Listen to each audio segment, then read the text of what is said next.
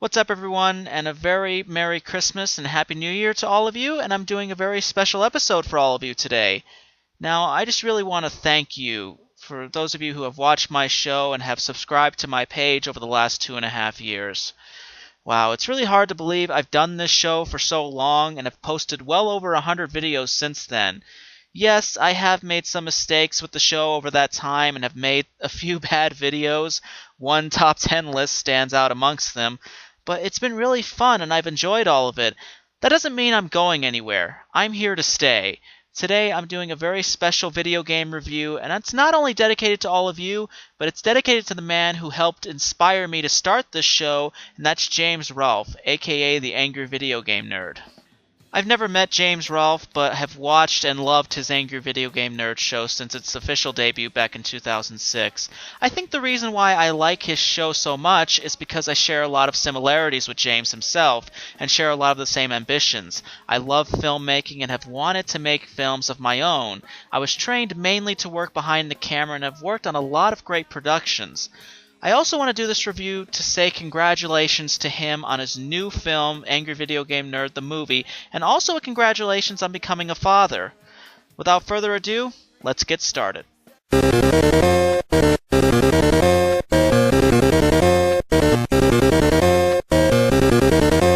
Ah, yes, Back to the Future, the NES adaptation of the movie we all love. However, I've been curious to find out whether the game is really as bad as James said it was. I have vivid memories about the game. I remembered owning it as a kid, and I can remember playing it. However, I didn't remember the gameplay in general.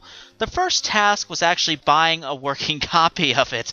We have a local retro gaming store here in Albuquerque called Gamers Anonymous, and I bought 3 copies of them. I always buy 2 or more of the same game if it's available to me, just in case one doesn't work, and that way I can return it at a later time without having to drive back and forth all in one day.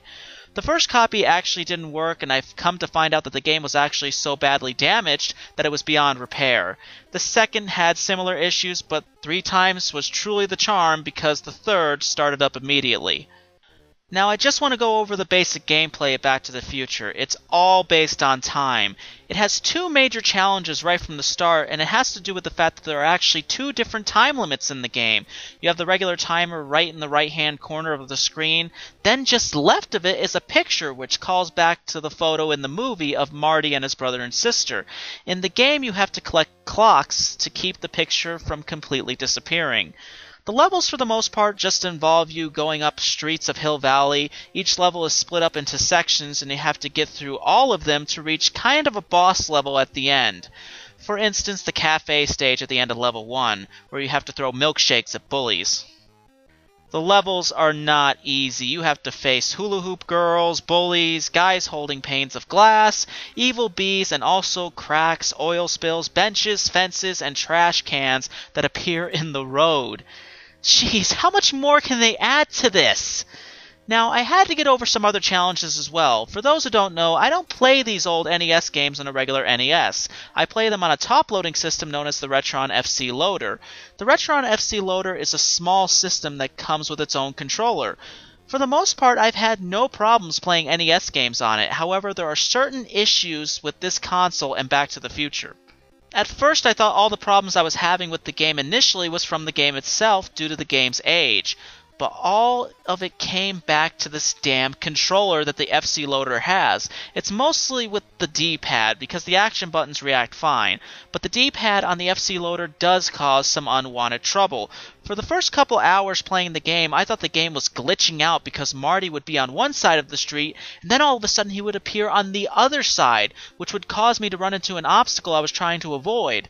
The problem came from me hitting the middle of the D-pad on the controller. So the D-pad is very sensitive. You have to really be gentle with it and make sure you never push the middle of the D-pad, because you will either just keep falling down or Marty glitches out and ends up on another part of the street. After I figured that out, the game ran like normal, so let's review the normal game. There's really not much to the main gameplay. All you really have to do is avoid the obstacles in front of you and make sure you collect enough clocks to keep the picture on the bottom full.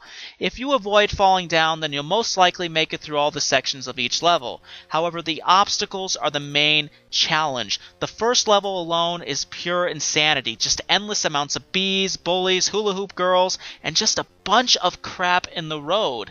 What really sucks is when you get knocked down, because it appears as though your character disappears and then the game freezes for a second. Your character reappears and the game appears to freeze again and then continues moving. However, the most unforgivable part is the clock in the right corner.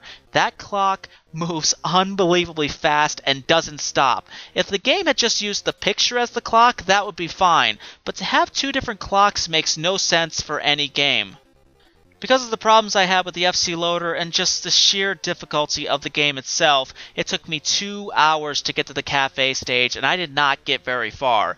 I do remember getting past the cafe stage as a kid, however the NES controller is much more forgiving in this part. The FC loader's controller is not very responsive. If you hit the button rapidly on the NES controller, the milkshakes shoot out fast, however the same can't be said for the FC loader's controller, which only shoots out about 3 every 10 hits. I tried for 2.5 hours to get past the cafe stage, but had no luck. The last thing I'll mention is the music. It starts off really catchy, but loses that catchy feeling about 5 minutes into it, because all it really is the same beat playing over and over and over again. When you play a game for like 4 hours, that gets annoying. So overall, is Back to the Future as bad as the Angry Video Game Nerd said it was? Yeah, it really is. I don't like the fact that it starts off as hard as it does. Most games give you time to at least get used to the controls and the environments, that way you can get progressively better at it. Nope, not this game. It just starts off hard and never stops. Well everyone, that's it for now, and again, thank you so much for taking the time to watch my videos. I am so grateful, and a special thanks to James Rolfe. You were my big inspiration to start this show, and I'm sure you've inspired many others, and we all can't thank you enough. I wish you the best of luck completing your new film, and I know that you will make an awesome father. Again, thank you guys so much for listening, and I will see you next time.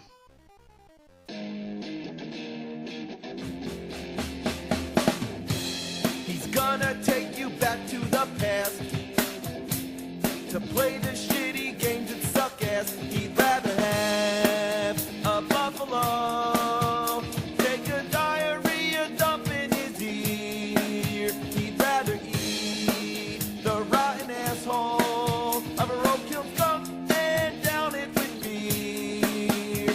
He's the angriest gamer you've ever heard.